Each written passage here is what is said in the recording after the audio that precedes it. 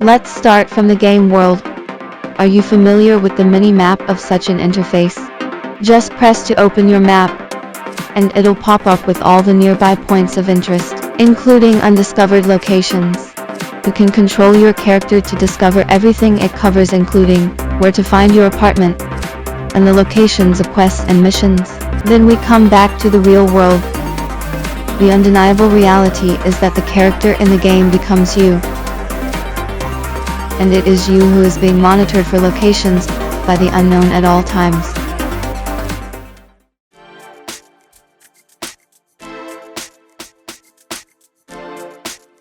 To examine the attitudes towards applications that combine data surveillance and mobility location, I interviewed 5 people. Since I chose cases of people using location data monitoring in the context of COVID-19 in both China and Korea, respondents needed to have used either the Korean self-quarantine safety protection app or the Chinese the health QR code and the communication trip card.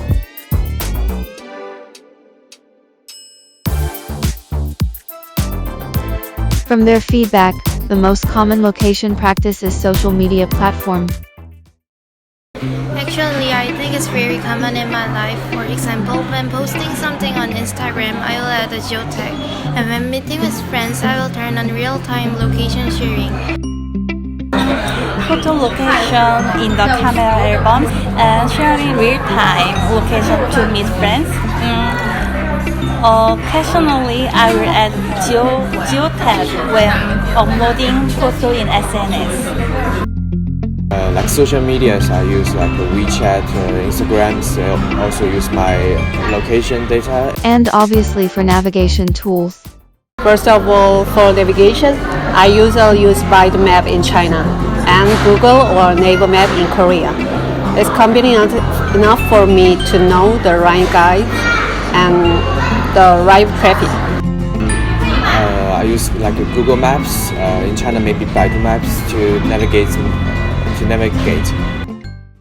And other location-based applications. Then for the ride-hailing applications, I usually use Didi in China and Kakao Taxi in Korea, which requires providing my real-time location or the exact location of the reservation. But it does allow me to go out regardless of the time and the space.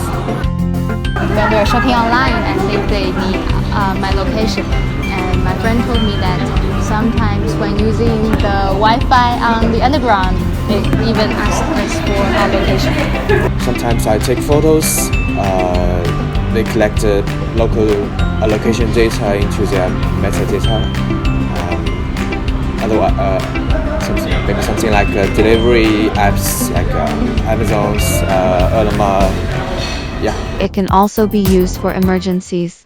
More importantly, knowing the location can save our lives in emergency situations, such as smartphones can send your exact location to your emergency contactors, or can call an emergency number like the police to ask help. In terms to their attitudes toward data surveillance of location component, it can be concluded that they do know that some data is under-collected and monitored, but none of them read the privacy statement. Indeed, some of them are feeling uncomfortable when personal information being abused. Some of them think that human rights are violated, and others think it doesn't really matter.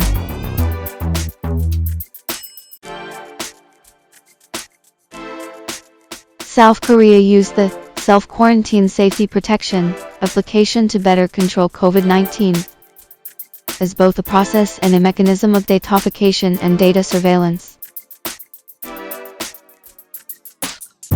The app collects personal, biometric, location and health data of either infected individuals or self-quarantined people, such as age, gender, place of residence, track locations of where they went to, etc. Let's hear what they think. I think in the case of COVID-19, controls are necessary for the safety of the public Although the app collects personal biometric and health data, especially location data, this is an inevitable part to take up. The protection of personal information is important, and government should work to prevent personal information from being leaked to outside parties. While using the app, my friend said it will remind you to fill in your body temperature regularly every day. And if you exceed the time, an alarm will go off. Also, you can't leave the prescribed range of authoritative locations. There will be staff who keep contacting you by phone. Admittedly, the app did do a good job of helping South Korea keep COVID-19 under control, although it did so by monitoring citizens' smartphone apps. My Korean friends have said that people who need to be quarantined and infected use this app, which will restrict your range of activities, access to objects, etc., and will do regular tests and call to us for more information. Location monitoring at this time, I think, is effective and necessary to reduce the chance of infection, and while some may feel losing their privacy. But anyway, as long as the government controls the data, there won't be any issue with too much concern. I have not used this app before, but I do agree with the collect of personal information by this app. Since it is not a company but under the protection of the government that collect this personal information, you can be assured that the information will be discarded after the quarantine ends. In the case of the seriousness of the COVID-19 epidemic, personally I think it is most important to have the location of the quarantines. However, I think countermeasures against personal information hacking should be strengthened. Chinese government used the health QR code and the communication chip card to monitor and control COVID-19. It requires registration with authenticated personal data such as the resident identity card number, address, contact information, and biometric data. It tracks individual travel history, temporal spatial transaction data, and daily personal health status in displaying a real-time barcode in green, yellow, red. Let's hear what they think. I'm a Korean living in China. The system in China assures me as a foreigner. It is under systematic management, so I can be relieved wherever I go in China. Of course, there are times when this system is inconvenient.